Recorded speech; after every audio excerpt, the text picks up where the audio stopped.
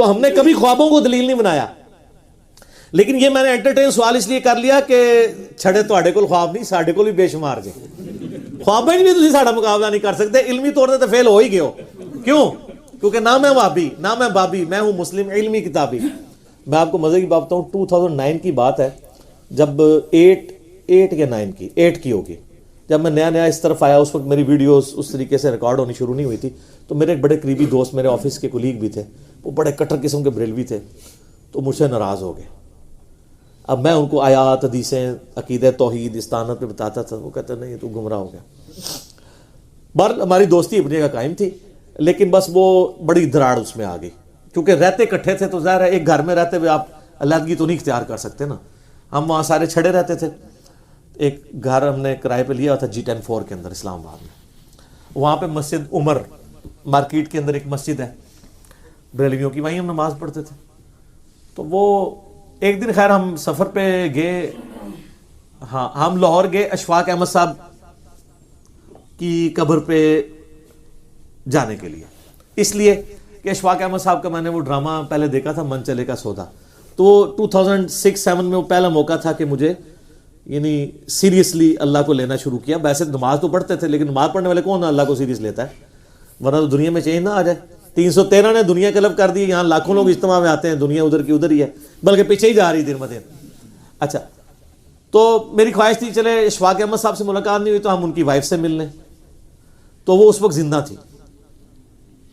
ان کے گھر گئے, وہ بھی نہیں تھی, بل گھر تک گئے, پھر قبر کا پوچھا, قبر پہ گئے, جا کے وہاں پہ دعا کی ان کے لیے. تو واپسی پہ جب آئے نا, تو مجھے یاد ہے جیلم اسٹیشن پہ میں نے اترنا نہیں تھا, کیونکہ اسلام آباد واپس اتوار کی شام تھی, تو صبح آفس جانا تھا.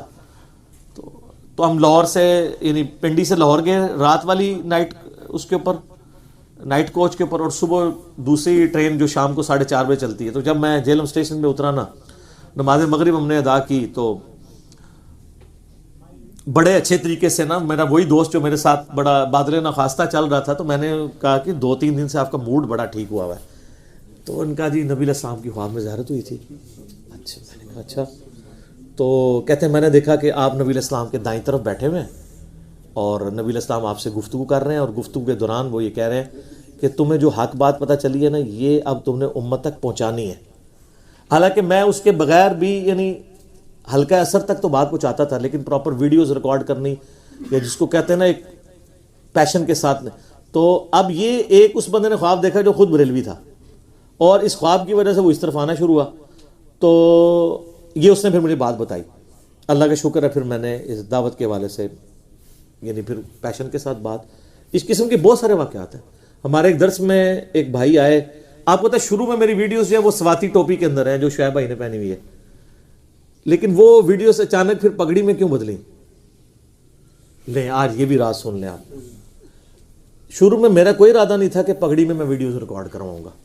میں ایک نارمل سا مسلمان, کیونکہ مجھے تھا کہ یار یہ تو پگڑی پہن کے کوئی بندہ تھوڑا سا نا وہ یعنی لگتا ہے کہ میں اپنے آپ کو علامہ شو کرنا چاہتا ہوں. لیکن مجھے اس کا وہ پہلو چھپا ہوا تھا کہ دنیا میں لسانس پگڑی اور داڑھی ہے دین کی بات کرنے کا, چاہے پاویں کوڑ بھی کو ماردا رہے. تو میں نے سچ بھی بولنا ہے تو مجھے اسی گیٹ اپ میں بولنا پڑے گا, کیونکہ لوگ دیکھتے ہیں داڑھی پوری ہے دی, ننگے سر تے نہیں. غامدی صاحب کو کراس کیوں لگا ہوا ہے؟ انہی چیزوں کی وجہ سے. ٹھیک ہے, تو اس اعتبار سے کراس نہ لگے. لیکن یہ چیزیں میرے دماغ سے اوور لک تھیں. میرے دماغ میں ایک اور بات تھی کہ نہیں, میں سادہ سے مسلمان بن کے سادہ سی ٹوپی جو میں عام یوزول پہنتا ہوں یہی پہن کے کروں.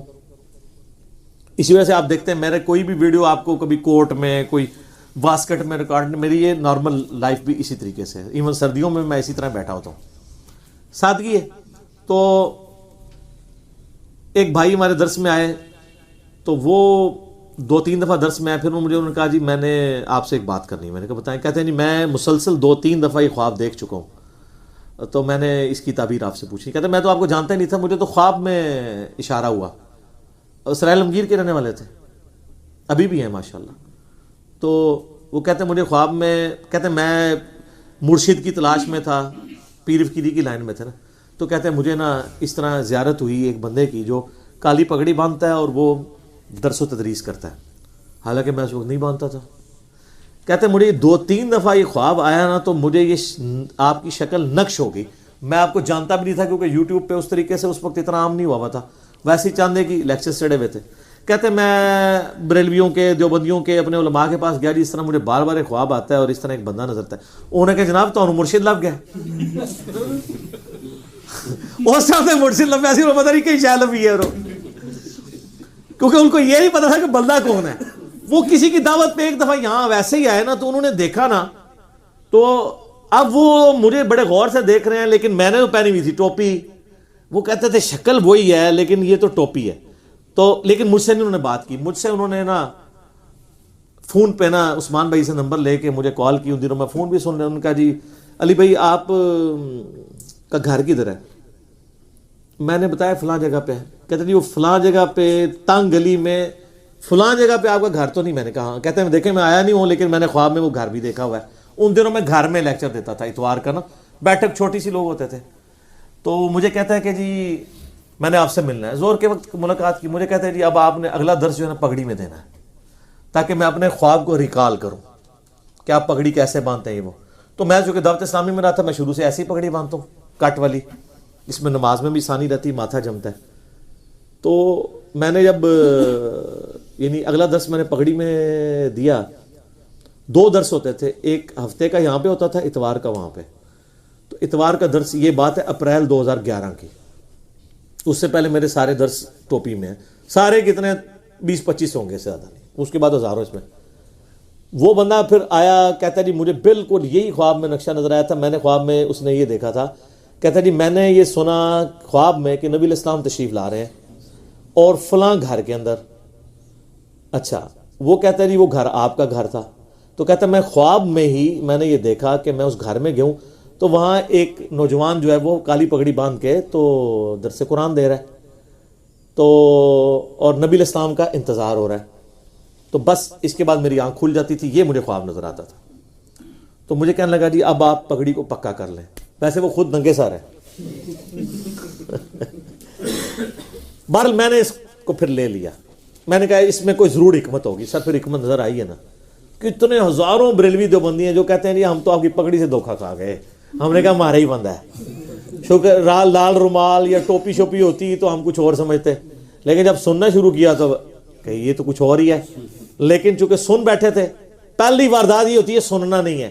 آپ دیکھ لیں بریلوی دیوبندی اہل حدیث شیعہ چاروں اس امام میں ننگے ہیں.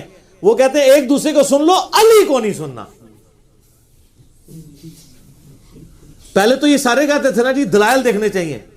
اب یہ کیوں کہہ رہے ہیں کہ علی کو نہیں سننا باقی سب کو سن لینا؟ کیوں؟ ان کو پتہ ہے کہ مسئلہ کہاں پہ خراب ہے, وہ ان کی بیماری پکڑی گئی ہے. تو میں نے خیر اس چیز کو پھر پکا لے لیا. میں نے کہا جی اب انشاءاللہ تعالی میں جو ہے نا وہ درس اسی طریقے سے دیا کروں گا. لیکن یہ میں نے باتیں آپ سے اس لیے شیئر نہیں کی ہیں کہ اس کے بعد میں نے کوئی چندہ بک قائم کرنی ہے, یا میں نے کوئی نذرانہ کھولنا ہے, یا میں نے کوئی اشتہار چھاپنا ہے اور میں نے جناب اعلان کروا دینا ہے. کچھ بھی نہیں. سرسری سوال آیا تھا, دنیا میں ہی بندہ ہوں گا جو یہ سب کچھ کرنے کے بعد, اور کئی ایک خواب جو میری ذات سے بھی ریلیٹڈ ہے اور کئی لوگوں اوروں نے بھی دیکھے ہیں, ان کو بیان کیے بغیر میں پھر کہوں گا کہ یہ دین کتابوں میں ہے, بابوں اور خوابوں میں نہیں ہے. بہرحال یہ ضرور ہمیں دعا کرنی چاہیے کہ اللہ تعالیٰ ہمیں نبی الاسلام کی خواب میں بار بار زیارت نصیب فرمائے, آمین. ہمیں ایمان و عافیت کے ساتھ مدینہ شریف میں موت نصیب فرمائے, آمین. بقیع غرقد میں مدفن نصیب فرمائے, آمین.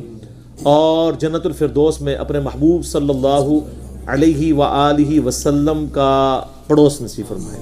یہ دعا ہم مانگتے ہیں اپنے لیے بھی, اپنے گھر والوں کے لیے بھی, اپنے دوستوں کے لیے بھی, اپنے رشتہ داروں کے لیے بھی, آمین ثم آمین. جزاک اللہ. ٹھیک ہو گیا.